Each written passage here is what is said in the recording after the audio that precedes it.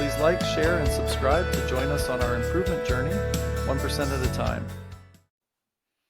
Hello, I'm Craig Thielen, and this is the 1% Better podcast where small, repeatable actions and learnings can create limitless outcomes. Today, I'm speaking with Brian Bogert, and this is going to be a fun one.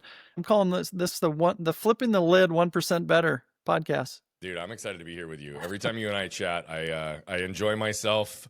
I feel like I deepen and improve just because of who you are, and so for you to flip the script on me, I'm excited about it, man. Well, I am too, and ditto. So we've had a few conversations. One of them you have that's called, I think it's called Rapid Fire, 15 minutes. And we didn't hardly even know each other, but man, you just went so deep, so fast. And then of course we did a second session with your podcast called Flipping the Lid. And both were really, I will say, intense experiences. In fact, I shared the podcast with my spouse and some of my family members, and they learned new things about me. So that says a lot about you. And I'm excited to get to flip your lid if I can. Yeah, man, dude, thank you for sharing that with me.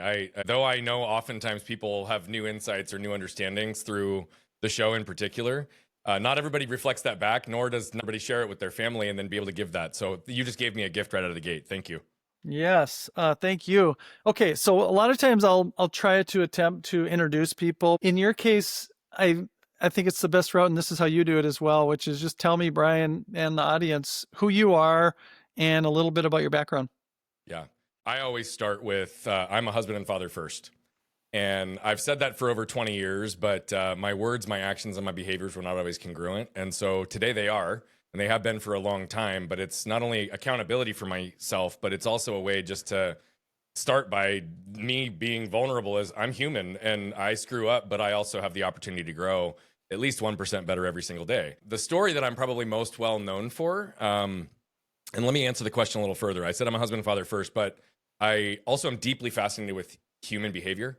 Human connection and general performance. And I mean that in any capacity. I love to watch people in their absolute ideal flow state, doing their unique area of brilliance.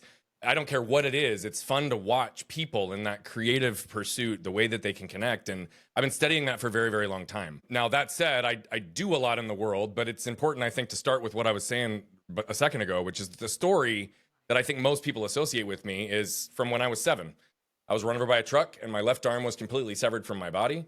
They reattached it, 24 surgeries, a whole lot that went with that. But it's important for me always to start there because I have realized in all these years, yes, how unique my story absolutely is. But every time I tell my story, I also learn deeply how relevant and unique everyone else's stories also are. And so regardless of the extremities of our stories, what I care most about is for people to be able to learn to pause long enough to extract the lessons they can from their own stories so they can become aware and about those, understand them, and then become intentional in how they apply them in their lives moving forward. Look, I thought this was my transformation story. We'll talk about this, I'm sure, through the course of the show, but what this really was a story that created a bunch of trash from my past that I pushed through and pushed down for years, and it caused me to be disconnected from myself and many others in my world despite having a huge degree of external success. Today, I like to compress time for people to clarity, connection, and amplified impact.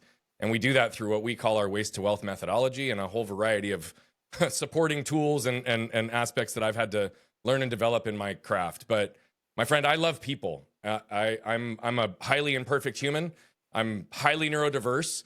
I'm used to believe I wasn't creative even as little as 5 years ago. And I also saved what I thought was going to be the moment that I was going to lose my wife and my kids due to anger as a result of me. And yet we found a path through it. And we're here today, happy, healthy, and looking for every opportunity to be 1% better every day. Well, thank you. I know it's a question that it's hard to answer in a concise way. First of all, I just think my first reaction, because I did know, your story, and it's an incredible story. We'll start there because it defines you. But what I find really interesting, having interacted with you, as we talked about earlier, is how you use your story that started at a very early age for you, and how you understand people. Like, for example, I have a story, and like, as you said, everybody has a story. Now, mine's not the same as yours. It's not even nearly as traumatic at an early age, but you brought me back to early childhood things that I hadn't thought about for a long, long, long time and processed it real time with me. So I just think that's an interesting thing because of what you lived through. You can now do that for other people, whether they think they need it or not. Yeah. It's a wonderful Thank talent you. you have and a skill that you've learned. That was something I wanted to just play back for you. Thank you. So let's go back to that. 7 years old. Oh my God. It's hard for anyone that's been through any sort of traumatic event to understand and put yourself in anyone's shoes. Of course, we never can, but how did you process that when it happened? I'm sure there was lots of pain. There was lots of surgery. There was a lot of people, oh my gosh, I feel sorry for you. And a lot of, here's all the things you can't do. And just that whole cycle. So how long did it take? How did you immediately react in the months afterwards, after sort of all the hospital work mentally? And then at what point in your journey did you decide to go, you know what? This isn't going to define me. I'm going to do something even better because of it, or something like that. Just walk us through that. So a lot of what you just hit it really did happen, even for a 7-year-old. I mean, I remember within days, and I would say the first 2 days were kind of in a fog. I've even shared with some people, it was almost like I had an out-of-body experience. I was in and out of consciousness nonstop for those first probably 24 hours. Don't remember a lick of that. But then I do remember waking up in that hospital bed, and it was still a couple of days before I think I settled back down into fully myself and had some level of awareness. But when that happened, even at 7, I remember the why me? What's going to happen to me? What is the rest of my life going to look like? And yes, there was a ton of pain, but there was also a lot of perspective because I was in the ICU and I was surrounded by families with kids that were in the ICU. And those families were coming up to us, me and my parents, nonstop saying, we're so sorry for what happened to you. We're so sorry for what happened to you. And even still today, I highlight and address that my story only has gotten attention because of how unique it is, right? All of the kids that have childhood cancers, leukemias, muscular dystrophy, right? Congenital heart defects, like what I'm going to call the more normal things that cause children to have trauma and healthcare stuff early on, they don't get all that attention. Why? Because you hear about them every day. You don't hear about somebody's arm getting ripped off and reattached every single day. But yet, that same reality is true because I'm sitting there and they're apologizing and saying, we're so sorry, what can we do to help you? And then we come to find out that they're laying in the hospital bed next to me with a terminal illness and don't know if they're going to live for another 30 days. It hit me really quick. Again, that was one of the moments that I decided I was no longer going to get stuck by the things that had happened to me, but instead get moved by what I could do with them. Why? Because I didn't know at that moment whether or not my arm would, one, be successfully reattached. Right? There was still a whole lot that had to happen before then and where it was going. And two, whether or not I'd ever regain use of it. Yep. But what did I know? My life was no longer in jeopardy. Right? I could have bled out in the parking lot. I didn't say it in my intro, but there's a woman who saved my life that day. Right? And she taught me a whole lot. I reconnected with her on the 30th anniversary of the accident. And we had a deep, profound conversation that I integrate into keynotes and other lessons. But it's crazy how all that works. And then what happened? I get out of the hospital after I'm shifting some of this mentality. I was in there for probably 2.5 weeks. And then those first few months, and I'm going to say probably year and a half, were something to this degree. I've said for a long time that I'm only as good as the quality of my questions. And it's funny because I only recently reconnected why I care so much about questions. It's because of the number of people who used to stare at me and never ask. Meaning they were immediately writing my story for me. They were already determining who I was, what happened, what I was going to be capable of, without even giving me a chance to share my own story. They just stared, right? And okay. So then there was some margin and percentage of people that got the courage to ask. Well, he's a cute little kid. I'll go up and ask. What happened to you? Then this is the next layer, right? They'd say, what happened to you? I'd look them deadpan in the eye. I was run over by a truck and my left arm was torn off. Now, I got really used to seeing adults pick their jaws up off the floor. And then the second thing they would do is they would pause and they'd turn to my parents for validation, which told me what, Craig? They didn't believe me. Right. They didn't believe this crazy, audacious story that this little 7-year-old kid is telling them, even though it's what I'm living and wearing in my own truth. They don't believe me, right? So then I've got this whole framework and mentality where it's like, okay, well, most people are just going to write the story for me. They don't even ask questions. The second piece is, well, then they don't even believe me. And then the third is a layer that you even suggested, which was, then if they believed me, or when they believed me, because my parents would confirm it, then they'd view me through their lens of what they'd be capable of in my situation, immediately telling me everything I was and wasn't going to do for the rest of my life. Well, I don't know if I can use language on this show, but I didn't have this word then, but it was the visceral feeling that I feel today when I use this word then. It was fuck that. It didn't feel good to you right immediately. I hated Every it. single interaction didn't I feel hated good. it. Yeah. But it also took me years to understand all of the ways that actually conditioned me in areas that were hurting me, disconnecting me, because of how I started to create these protections within myself, right? And one of the biggest protections was a mental mindset protection. It was literally, well, shit, if they're not going to believe me, then I'm going to be somebody that the world can't refuse, right? And it was like, I'm going to do anything and everything above and beyond for as long as I can. And the narrative was, Brian's good, Brian's strong, Brian's capable. Brian can do anything, and he's going to do it better than you. And they added a fifth narrative that I didn't know about for years. I'll come back to that. But it was a performance arc. Why? Because if they weren't going to believe me, well, they could believe me the outcomes of what I was going to do. But it also conditioned me to receive love, validation, and connection through performance, which I didn't realize for a long time. But that also meant it wasn't contingent upon who I was. It was contingent upon what I did. And that shaped so much of my actions and behaviors for decades in ways that, yes, I had a lot of success. Yes, I broke a lot of people's minds and my own. But I also did a lot of damage to my body unnecessarily, doing things to prove things to people that I really didn't care about, right? Like my favorite one to tell is I would deadlift 400 pounds. I know, I'm not that big of a guy, but I have a shitload of a pain tolerance. I know how to deploy my brain. I've learned and conditioned how to overcome it. Well, guess what I also did? I damaged a whole bunch of stuff in my body doing that. Why? Because my body and my frame, especially with the imbalance, there's no need for me to have to pick 400 pounds up off the ground, other than just to say I could and to show someone else that it was possible.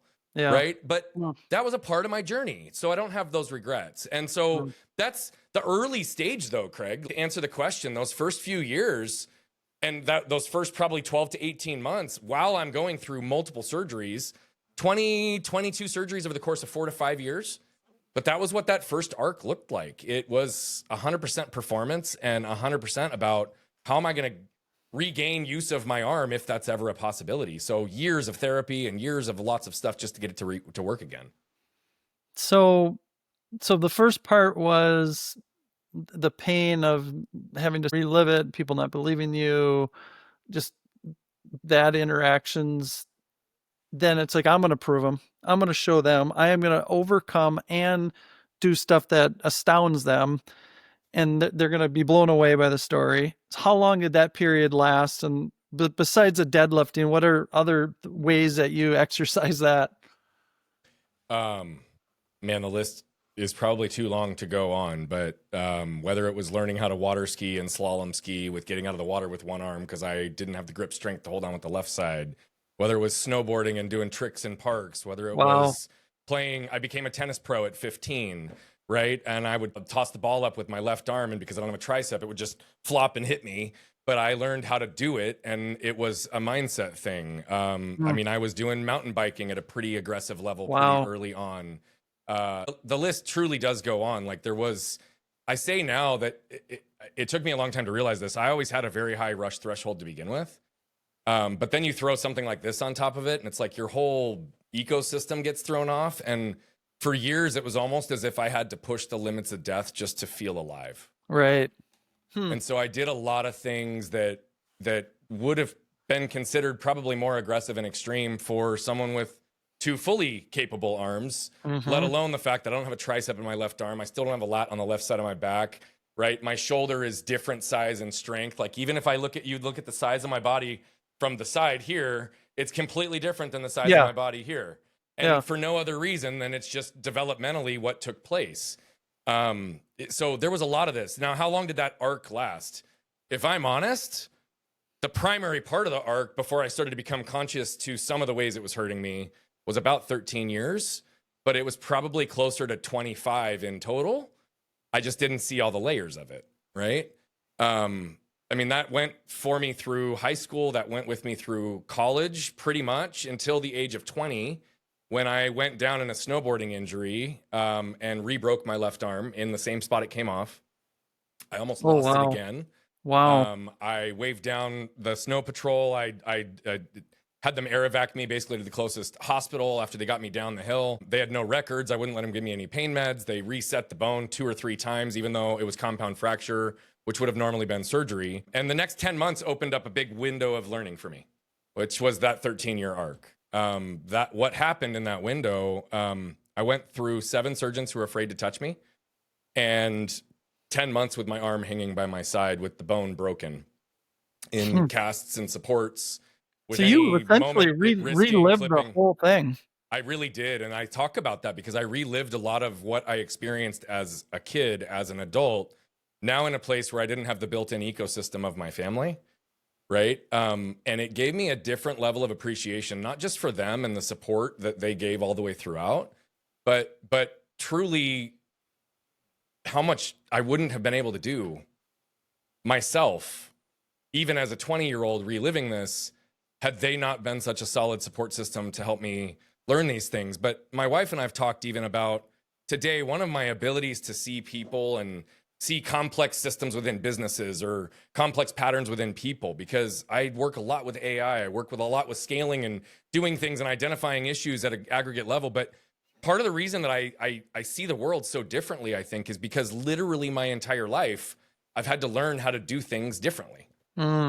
Right? I had 7 years with conditioning in a cellular level in that first childhood development period with full access to my both arms. And then now all of a sudden I'm having to relearn to tie shoes, button pants with one hand again. Those same things I had to relearn to do at 20 because I had forgotten, again, how to do it with one hand because I got used to being able to use my left arm. But I got super depressed in that period. And that also was the time that I was getting really frustrated with other people. Because though I was on this performance arc, I also always had a really good intent. And I helped a lot of people with a lot of things. And I did a lot for others. Again, this is part of the shame dynamic of that performance arc, it all being tied to love, validation, connection to performance. However, what happens now is I'm in this 10-month window and nobody was there for me. And I got frustrated and I got angry. And then I realized they just bought into the power of my own narrative. Brian's good, Brian's strong, Brian's capable, Brian can do anything himself, right? And he will, and he'll tell you. The one they added is, oh, and he'll ask for help if he needs it. I didn't know how to do that.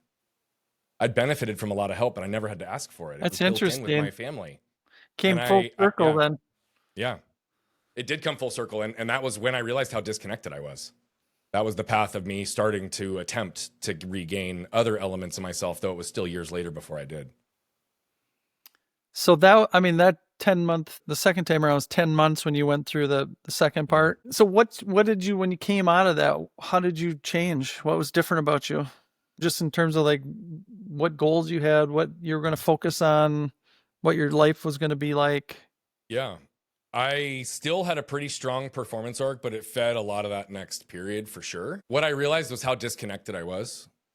And so I really started to pay attention to, at the time, what I believed was the glue that bound human connection, which was vulnerability and authenticity.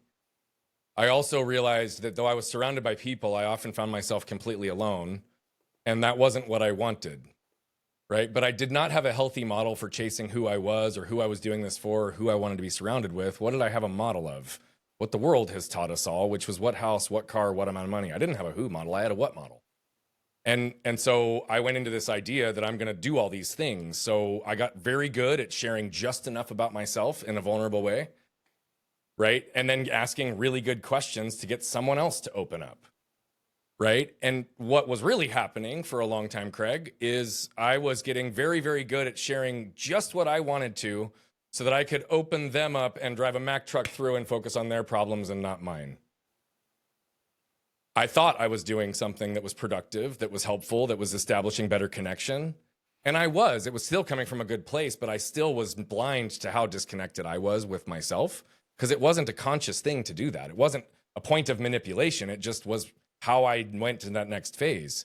But the same thing was true. I had the what model, what house, what car, what amount of money.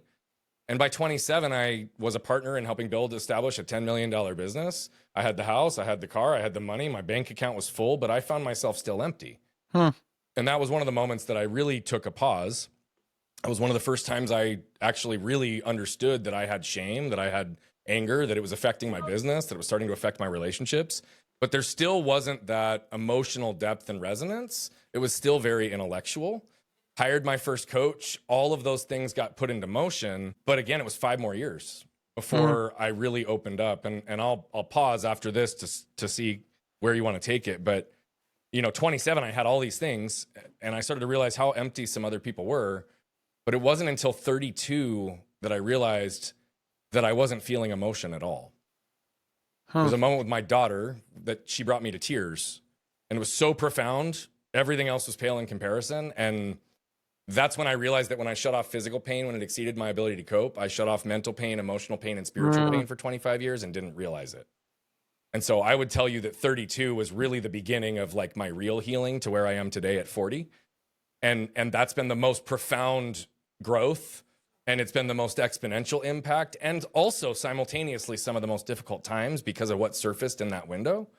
But though I healed physically way long ago, I would have told you I healed mentally even up through my 20s and early 30s. I didn't even open up the emotional and spiritual side until 8 years ago. And do you think what helped you do that, was that specifically like therapy or self-reflection, or what was that? The moment with my daughter made me realize it, right? I'm a big believer that we sometimes have to feel something, experience it to even see it, right? And as I'm crying, I had conditioned tears out of myself years ago. And I want to be clear, I think men crying is a sign of strength. I do. This is what I believe. But I also conditioned myself to not cry for so long that I'm still learning to reaccess tears. And yet I've cried 3 or 4 times in the last year, and I'm celebrating that because I'm like, shit, I couldn't cry for so many years. So when I'm crying with my daughter, it was such a profound moment because I was happy. I was like joyful. But she kissed me on the cheek and said, "I love you, Dada." And I just started bawling. And so that's when I like really started to realize, okay, wait a minute. If this is this feeling, I've never felt this before. I've never felt anything before. But that's also when I started to be able to connect the dots to realize how much I was actively but unconsciously suppressing every emotion I ever felt. It's not that it wasn't there. It's just that from the stimulus or trigger, the time between when my body would feel it, my emotions would trigger, and it would go to my head was milliseconds. It was so fast because I didn't want to feel. Because why? Pain hurt, and it hurt for a long time, and I learned to shut it off. Right? But it also manifested in different ways. And so that's a big part of the truth is that what did I do? Yes. By the way, the only number you'll hear me flex probably ever is in the last 13 years, I've invested over $1 million in myself, in healing, in therapy, in coaching, in alternative like approaches to medicine. So the answer to your question is, how did I do that? A whole variety of things, but there wasn't a single one that got me there. It was a combo of a lot of them. And then I had to ultimately find my own path with all of it, which is what I kind of believe for everyone. We can give people frameworks, but they've got to find it. So I just had to slow down the feeling long enough to realize and understand what it was. And then once I could slow it down, I could feel it longer. And then it started to map in the areas that I needed to with intention. So, yes. So it's that one interesting part of your story, I mean, is very standard part of like human physiology, which is when we have something painful, we bury it right in our inner brain, right? And there's like a wall there between our frontal cortex and our sort of animal brain, right? And that's where because whatever happens to us, no matter how bad, PTSD, however bad it is, you can't think about it every second of every day. You can't live that way. You have to go get milk. You have to work with your children. You have to work. You have to do all this stuff, and you just can't focus on the pain. That's right. I think for you, it is just more extreme, right? The physical pain that you had, you immediately buried any emotional pain and said, "I will outwork. I will toughen up. I will get through this." And so that wall was, instead of a 6-inch brick wall, maybe it was a 2-foot cement wall. I don't know the analogy, but I think that's true of physiology and some analogies. And then we all deal with this. Like every single person that's ever been a human has pain. Okay. Correct. That's a human experience. How great it is it's all variable and it's contextual and it's a lot of different degrees. But there's been a lot of, I think, discovery in this field in the last 10, 20, 30 years. And what they say, therapy, PTSD is a great example because we have so much of it because of war and All different around us. events, right? Yep. What used to take years and years and years of therapy to try to just tap in and hammer through that wall, little pieces at a time. There's some other therapies, like, for example, psilocybin or other DMT, Yep. ketamine, like all these different sort of psychedelics can immediately break down that wall like it doesn't exist, and you access it all now. Then you can deal with it. So in some cases, people have been cured of alcohol, drug addictions. Have been cured of PTSD in like a single session. So there's a lot of different modalities now. I'm not asking you to share all of yours, but I'm happy. Does that I'm make happy sense to. to you? Yes. I've done. If there's a healing modality out there, I've probably done it. And I'm a big believer in plant-based medicine. I'm a regular user of cannabis at this point today. What I will say is, even leading to what some of the things are that you mentioned, just because I'll reference the specifics around the path that you were.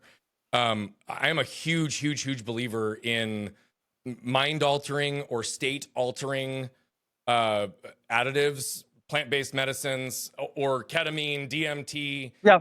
I will give a giant caveat. I am not a giant fan of a lot of these things being done recreationally, unguided, That's different. or in repetition at such a level that like there's no time for integration. So Right. I highlight that as a big distinguishing factor before I make any comments. But weed, cannabis, it was that or narcotics for me.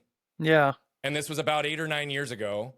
And so what's funny is yes, though I had physical pain in terms of like I could shut a lot out, what also started developing very early on, I lived in nearly daily physical pain for almost 31 years through this recovery without understanding, and it would get progressively worse, right? That wall that I had created, as you described it, the first layer of it that got majorly knocked down was when I was 20. And what's funny is I had never connected the dots on this until I was listening to you communicating that. I knew the pain that I'd been in before that. But like, as you were talking about it, I've always joked that I'm dense enough that I like need sometimes to just get hit to see it. Like it's got to be that big and dramatic.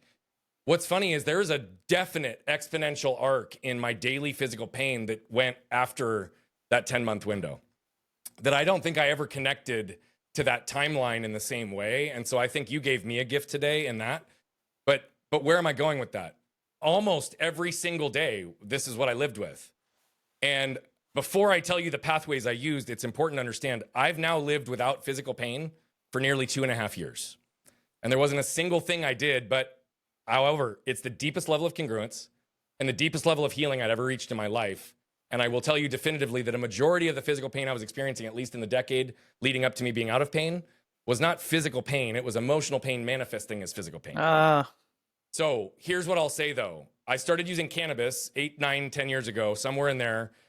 I'll say it for those who, care. I was in a state where it was medically available, and I did go through the proper channels to take care of that. But I also am a big believer in it. My brain works off patterns, so I could quickly diagnose stuff.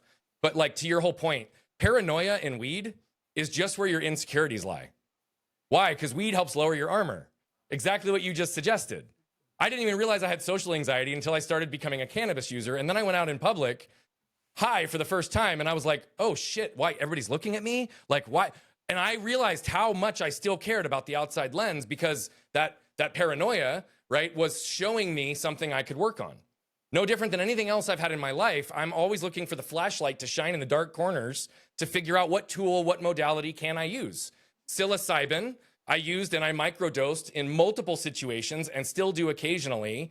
It did miraculous things for my nervous system, and I'm convinced that it actually helped unblock some of the nervous system connections that, despite the fact that the physical nerves were connected, there were still communication challenges in certain areas of my arm that psilocybin directly had an impact with, right? I'll also say I have only ever tried to trip on psilocybin one time, and the reason I've only done it one time is because I did a ridiculously high dose. I did a ridiculously high dose under advice and guidance as to what I was trying to accomplish, and I never tripped. And here was the lesson for me: the removal of expectations. What I'm a big believer on is that plant-based medicines especially will always surface the lesson you need, not the lesson you think you want. And as long as you're paying attention and you go into these things with intention, no different than going through talk therapy, getting a reflection from me on my show, right? Using weed or other alternatives. It's the same thing I feel for prescription-based medicines, if, where, and how they are applied with intention and with knowledge. And so for me, there's always been this dynamic mix of mental, physical, spiritual, and emotional components that I can integrate to increase my overall either performance, awareness, quality of life. And it's this iterative process that I was referencing earlier that I had to do to just learn to do basic things that I think has actually become one of my superpowers, because I don't see things in a traditional manner at all, I think ever. that's And one of everybody's those, always like, where did that come from? I right? don't know. It's what came to me. Yeah, no, I think that's one of those gifts that you don't know you have until you know you have it. That no one would wish any of the pain and agony and suffering that you had, but because nothing was quote unquote normal, there's not a single thing past 7 years old that was quote unquote normal for you. Right. Your brain was rewired to, well, of course it's not normal. So nothing's normal. Everything is for me to try to figure out, which is different than maybe someone who has been taught, follow the rules, just do what you're told, play by the rules, everything will work out. Okay, well, I trust you because I'm just going to keep following and follow. You never had that mindset. You didn't have a mindset. However, I do need to highlight something, though, because there's a very interesting dynamic of things that just popped up when you said that. Yeah. And I say this with grace and love before I say this, because I am undeniably loyal to my parents, my brother, my dad, my mom. But as is the case with me as a parent, as intentional as I am, I know I'm doing something that's going to have some residual effect in their lives, or the way they think, or the way they view themselves, or the way they operate, that would have never been my intent, right? But somehow it happens. And I say this because I know that with my parents, they only ever had the best intent in mind. But I often say I grew up in a household, Craig, where there was one right way to do everything. I just didn't often know what that right way was until I got in trouble for doing it the wrong way. Right. And so what's interesting is, you're right, in terms of like capacity, creativity, like lack of bounds in terms of what can be possible. I was very wired that way, but this deep conditioning of discipline, behavior, and what I'm going to call control and perfectionism that was there designed to create safety actually also created this sense of self where I had this unhealthy relationship with authority.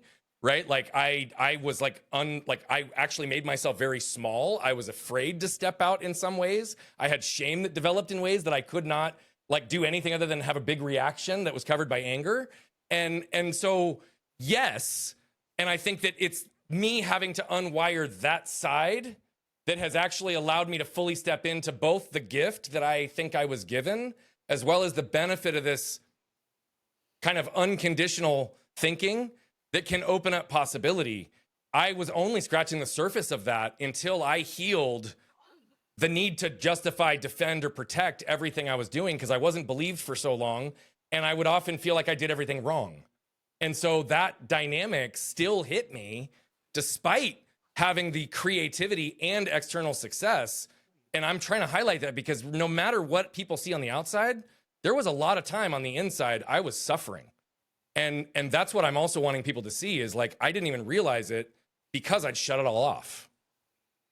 Right. You didn't know it until you knew it.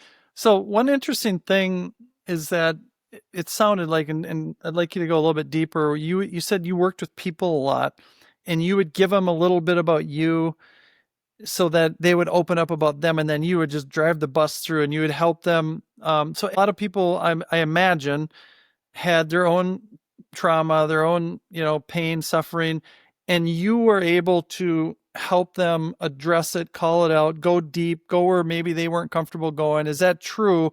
And isn't that interesting that you were able to do that, but you weren't even applying it to yourself? Well, that's, yes, it's true. Yes, it was part of what I would say is a little bit of an intuitive gift that I was given that I had to also understand. Why? Because I do see people's pain.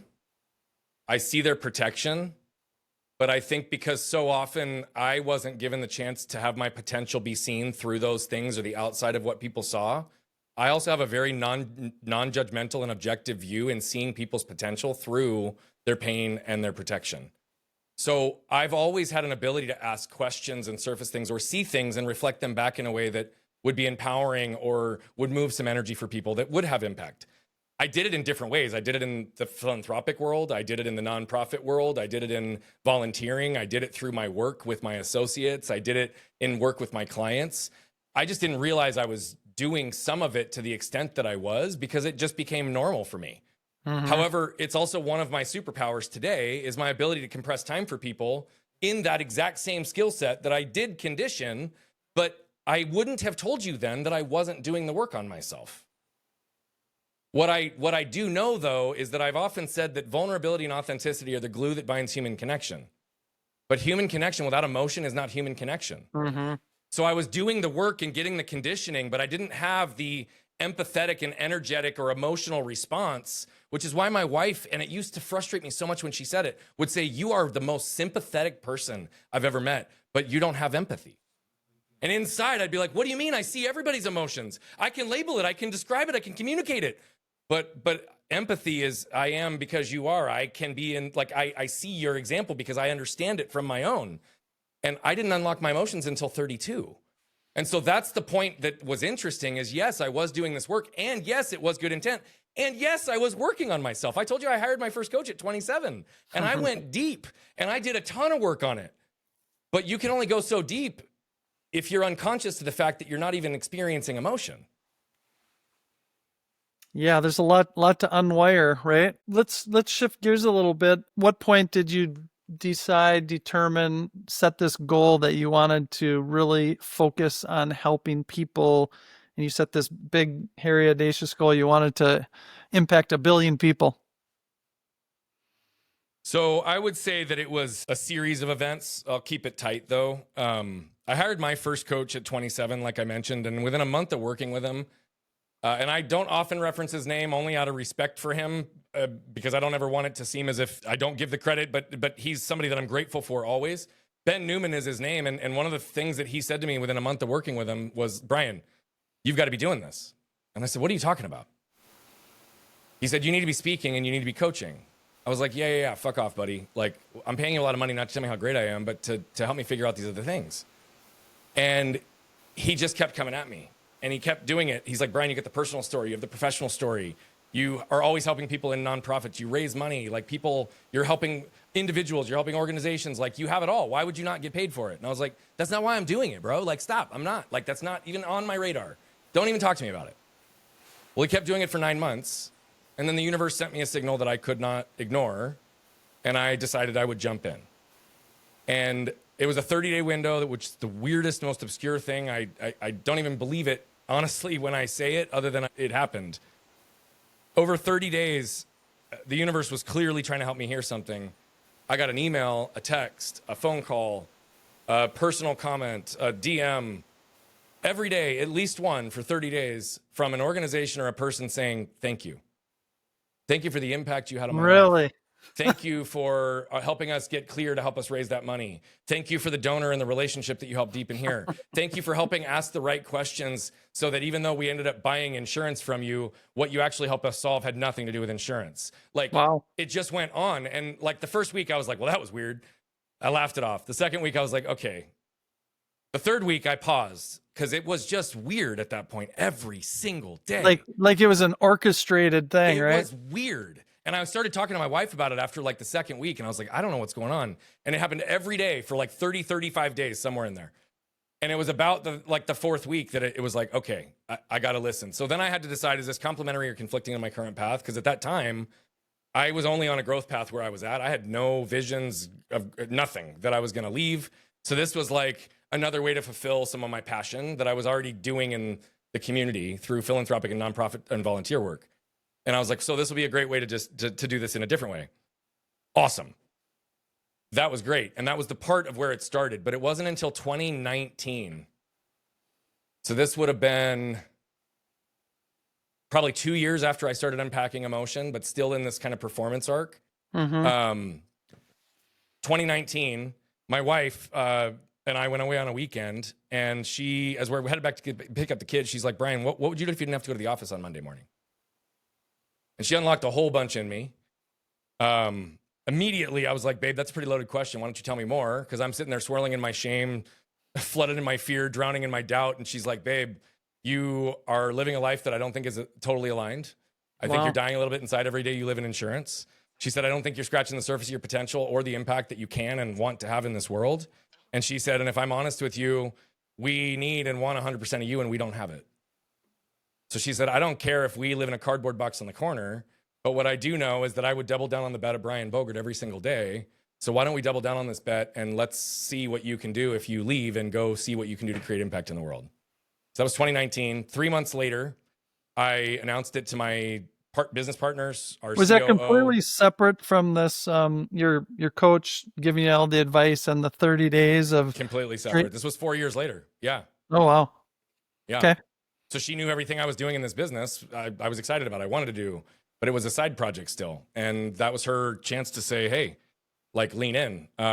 It literally 3 months later, I communicated it. And 10 months later, I executed my buy sell in the business and I left. And so it was June 1st of 2020. Okay. That was COVID. day Yeah. one of doing this full time. And that was when I started to focus on that impact goal. And yet a whole lot has happened in the last 5 years too. Yeah. Well, how amazing is that to have a partner who's that aligned, that aware, that supportive, et cetera, et cetera.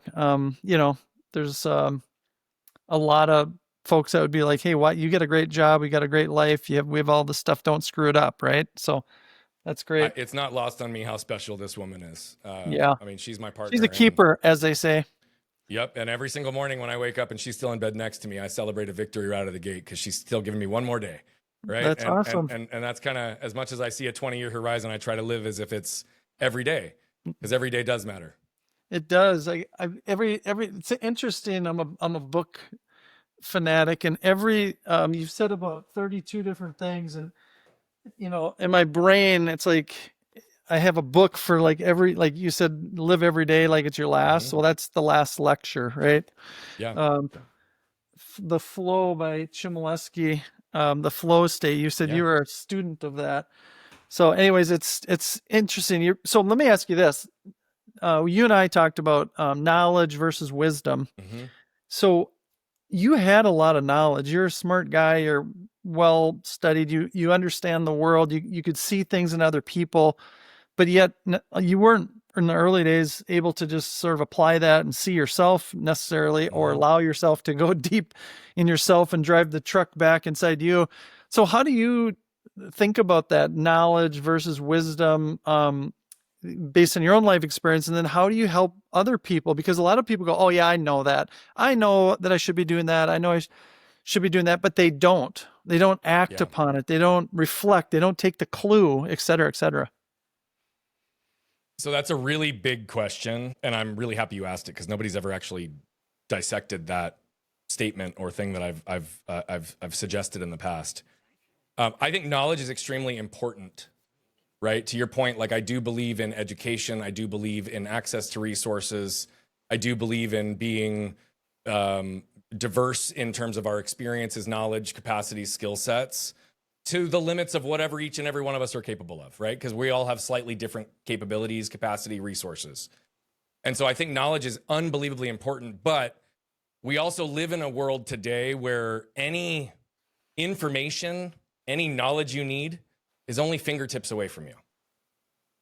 And so the need for you to know it is either because you need to prove it to other people on how smart you are, what you know, or how you know it, or, right, it's because you're applying it to develop something that's a passion or your business, or you just want to get better at in your life.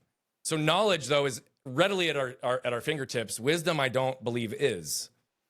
And at least for me, I associate this example to like when I would go on stage, or when even I was coaching people.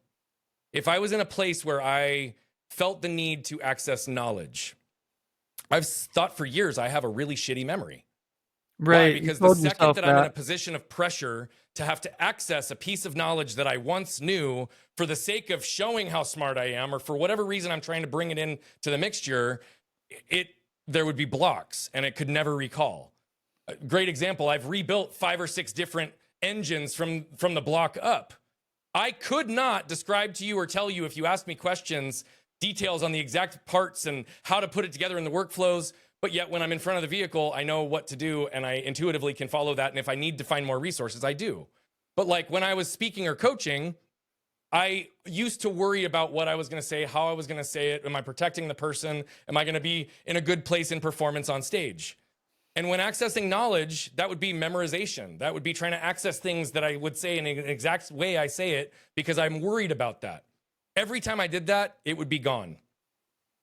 And I would have anxiety all the time before I would go on stage because it's like, well, am I going to be good enough? Am I going to say the right thing? Am I going to do it the right way? Why? Because I'm still being judged based on what I do, not who I am.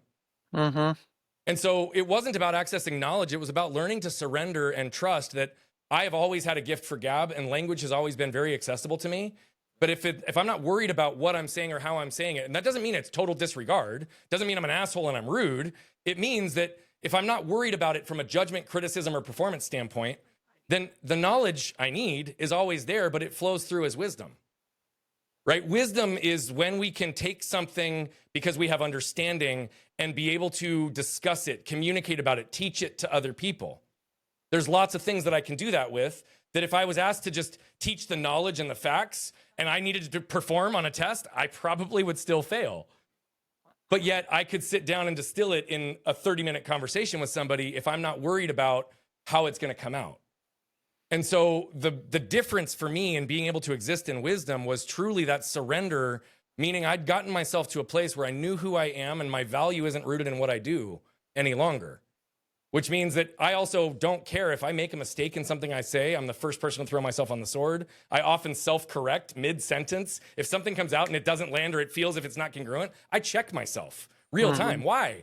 Because it's honest, it's truthful, it's vulnerable, and I'm not trying to hide anything. And so oftentimes, I believe that knowledge we acquire, wisdom is how we deploy.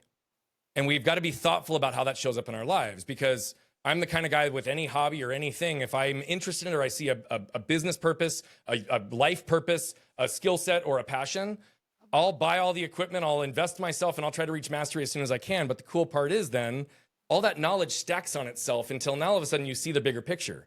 You see how the ecosystems connect together between sales and marketing and leadership and operations. And that doesn't mean I need to be the subject matter expert in all. But what it does mean is that if I get the tertiary knowledge that I need, and I trust that it's going to be there whenever it needs to be there and relevant when it is, so far, when I'm in that state of surrender, it's always there when I need it. Wisdom is always there. You had to give into that. I'm curious, like, when did you had to trust yourself, essentially? You had to give into, you know what? Get over what people are going to say, judge, look at me if I screw up, say the wrong, get over all the superficial stuff. But then you had to trust, like, hey, when I need it, it'll be there. Yep. Or I'm going to be authentic enough that even if it isn't, it's okay. Yep. They'll understand I'm a human. So when did that happen along this whole timeline that you were able to trust yourself? In the last 3 to 5 years, and I would say that with a massive focus in the last 24 to 36 months. Yeah, interesting. And it's increasing. And what I have noticed, and this is kind of interesting as well, I mentioned earlier, I've been out of physical pain for nearly 2.5 years now. I don't, just like the fact that I was totally unconscious to the lack of emotion, though I've taught this work and the waste and what we carry and the weight of all of these things, when the weight and the veil of pain lifted, I don't even know what my capacity is yet. Isn't that a beautiful I was thing? running with like parachutes behind me for years, and yet I'm still running and in the race with parachutes, and now I just cut the parachutes off, and I'm like, whoa, it's like training with weights it's like all of a sudden I still don't know what my capacity and what my limits are currently. I did until I was out of pain. I had found the limits, and I was living right at the limits of what I was capable of every day. And right now, I feel like all of this is being compressed in even more time, because even to that point, like, since being out of pain, I'm even more comfortable in my own body than I ever was. And I was already comfortable in my body. Like, I don't hide my arm. I don't coddle it. I'll be on stage in front of 2,000 people. My arm's 4 inches shorter. It's clearly smaller. And half or more of the room won't even notice my arm until I call attention to it. Right? So, like, it's not like it doesn't, I don't even see it that way. And so I highlight that because it is super interesting, but I'm still working on this. Right? As much as I feel like I've gotten to today, and I'm light years ahead of where I was even 2 years ago, I still feel like there is so much room for improvement for me in this area. And I'm every day, to your point, trying to challenge myself to catch anytime I'm withholding, if I'm not existing or speaking within truth, if I'm out of congruence in my actions versus my intent, and not from an overly critical standpoint, but just a thoughtful level of awareness that allows me to have that stacked and congruent and ultimately exponential growth as the knowledge stacks and it starts to become wisdom. That last piece, when you said, I don't even know now what my limits are, that's one of the most like beautiful things to experience, for yourself personally and anyone around you. Like, isn't it just a beautiful concept to go, I don't even, because there's so many constraints put on, so many, you can't do this, you're not smart enough, you're not big enough, oh, you can't play this sport, you're never going to make it here. There's so much of that in the world that when somebody gets to a point where they go, I actually have sort of let a lot of that go. We're always working on it. It's not like but when you mentally flip the switch and go, I'm pretty sure I could do almost anything, things that people thought, now you were doing these things early in life, like physically just to prove a point, but you're not talking about that. You're talking about mental, emotional, spiritual, like impact wise freedom. Like, that is one of the most beautiful things to think about, isn't it? It really is. And you're right. I was doing it before, but I was doing it with major constraints. I did it physically. I did it mentally. And sometimes those two would support each other, but there was not the emotion and there wasn't the spirit that was behind it. And so I was really only operating with half of the categories of self for years. And so I did, because why? My willpower, my mindset, my work ethic, I could push through more pain and more discomfort to do things. And that was something that I learned early. I had to. But to have all access to self and also be in a position where, again, I don't have any of the constraints of feeling the need to justify, protect, or defend any part of who I am to anybody. I don't care who you are, what you're doing. And again, that's not disregard for humanity and respect and communication and connection. That's just my value and my worth is not dependent on any singular person's opinion of me in any way. Right? And so that also allows me to open. And I think there have been some other additional reflective periods that I'm not even sure that I've fully understood how others have viewed me in different ways. Your comment just a second ago made me think of something. And I give a caveat when I say this because it was a really vulnerable moment with my brother, and I'm going to share it, but I think I've only ever shared it one other time. And this was in the last 6-9 months. My brother and I have always, he's 14 months older.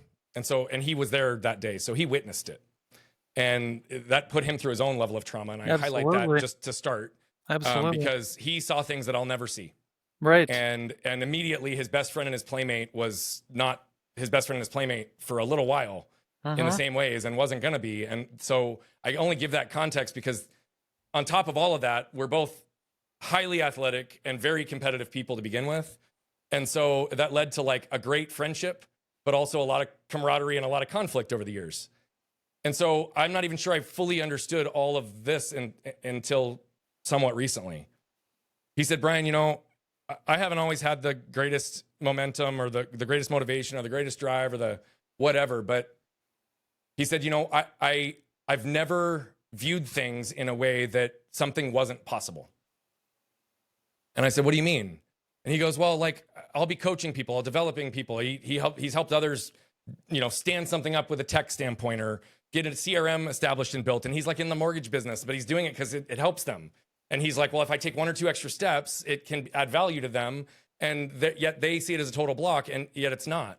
And he said, but people always have excuses for things. And he said, Brian, 2 things. He said, it is absolutely impossible for me to view anything as impossible with you as my brother. And he said, it is absolutely impossible for me to accept any excuses with you as my brother. Yeah, I got chills when I just shared that because this was in the last 6 to 9 months. I never realized that my brother had that viewpoint of me and of everybody. He's seen the worst of it. Yeah, that's beautiful. As you're telling me this story, having that feeling that you have limitless powers. It doesn't mean we're all, powerful or godlike, but to to not even know the edge of your limits is one of probably the most special feelings that you can feel as a human. But one better than that is to give that gift to somebody else, your Correct. brother as an example, and everybody that you touch. I mean, I've experienced it. I coached youth sports, and every once in a while you'd get a kid that just had zero confidence, couldn't think he could Yeah. do whatever it is, and you somehow helped him understand and gain that little bit of confidence. And this, you can just see it. They just change. They're like, Yeah. I never thought I could actually hit a baseball, or I could hit a 3-point shot, or I could do this thing. And that is one of the best gifts. And when you say you're going to impact 1 billion lives, I assume that's what you mean. You want to have that kind of impact on Yeah, people. I do. And in all honesty, I mean, that's even my reason for existence. My stated purpose at this point in my life is to allow my truth to give others permission to live theirs. Right? If I can be the man and the example, right? The man in the work that I do, but the example in the example that I cast, and I have the ability to reflect things back to people accurately for themselves, then I can hopefully help compress time or help them step into what they can believe within themselves. Half the time, my coach did it, right? My wife did it. What did they do? They highlighted and showed me a version of myself that I wasn't capable of seeing in that time. And they gave me the permission to step into it. And I did. And sometimes it's just because people can't see that version of themselves and they don't even know how to step into it. But you're right, that is the most magical thing. And what I do want to clarify is that's the level of impact I want, but that's not the level of credit that I want. I am very, very, very aware that 99.9% of those billion lives will probably never know my name, nor will they ever pay me $1.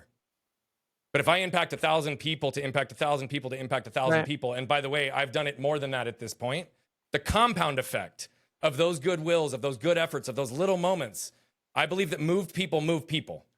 I'm just trying to move as many as I can, and I hope that as many of them move whatever I give them through themselves and through the world. Because if that's the case, we're a lot closer to 1 billion already than I even probably think. Yeah, absolutely. All right. We time is flown by. I got 2 more questions for you. One is Cool. one small 1% better idea, like a small consistent habit that you learned somewhere that has like major outsized impact for you or for other people. So this is one that I learned. I can't give credit to who it is, but it's something in language that we've ultimately developed that I now try to empower others with. At the end of the day, the world will never, ever judge you based on your intent. The world will only ever judge you based on what your words, actions, and behaviors communicate, even if you're not conscious to it. So a simple grounding question is, if you can step into awareness and ownership around this, the simple question is, are my words, actions, and behaviors taking me closer to or further away from who I am and what I want? And if you can be honest enough with yourself to recognize that everything in your life is a reflection of you, your words, your behaviors, and your actions, the second you stop in the moment of shame and blame, growth and opportunity unlock. So are my words, actions, and behaviors taking me closer to or further away from who I am and what I want? Yeah, that's beautiful. I think you answered my second question. Oh, cool. The second one was kind of life lessons. I'll give you a chance to add another one, or just say, hey, that was it. But if you step back from your entire life experience, which you've had just a boatload of learnings and experiences, and now you're reapplying it back, and it's a beautiful thing. But if you step back from all of it and you go back to when you were, a young kid, and you could hear yourself, give yourself advice, or maybe your grandkids, what like life lessons beyond all of these specific things would you say that you would want to share? I'm going to go to the greatest lesson I think my dad ever taught me. And it's layered into a framework that we now teach that's I'll just quickly hit on. But he ultimately said that no matter what, never fails, guaranteed in life, you will always have a minimum of 2 choices. Now, I tried to challenge that for years. But even in a situation, if you're being held up at gunpoint and your 2 shitty options are to get shot or hand over all your worldly possessions, you lose power the second you don't realize that it's still your choice. Yep. Right? And that becomes extremely powerful. And so how do we unlock choice? Well, I'm a big believer that it's in the power of our questions. And the only time we get stuck in life, the only time we exist in waste is when we stop asking questions of ourselves and of each other. But when we ask questions, what do? We create options and opportunities for us to make new choices, take new actions. And clarity exists through either confirmation or challenge, but that only happens after action or some forward movement so that you get feedback. And so the truth of the matter is, when you can realize that not only is there a minimum of two choices, but if you could just pause and ask one more question, what if you could ask the person in front of you holding up at gunpoint what they really need? You meet them where they are. You don't have your armor up because you're under threat, but instead you respond and meet them with humanity. Maybe you can get them exactly what they need and you don't have to hand over anything or sacrifice your life. But the second you shut down and believe you only have one choice, Right. you lose. But you often have a minimum of two, if not more, if you can get creative enough to view it that way. That's an amazing perspective and a lot to think about. I think in that case of, at gunpoint, there's no one saying you can't ask a question, right? So but it applies throughout every part of life. So, well, thank you for that. Thank you for sharing your life story. It's an incredible story, but more important than that, it's what you've done, what you've learned, and who you've become, and how you are carrying that forward in the world that I really respect. And thank you for everything that you're doing. Greg, thank you, my friend. Thanks for the privilege of being on your show and for building the platform so I can pour some good into the world. And thanks for flipping my lid on 1% better, my friend. I did my best. All right. Thanks. Thanks for being on the show. Take care. Please like, share, and subscribe to join us on our improvement journey, 1% at a time.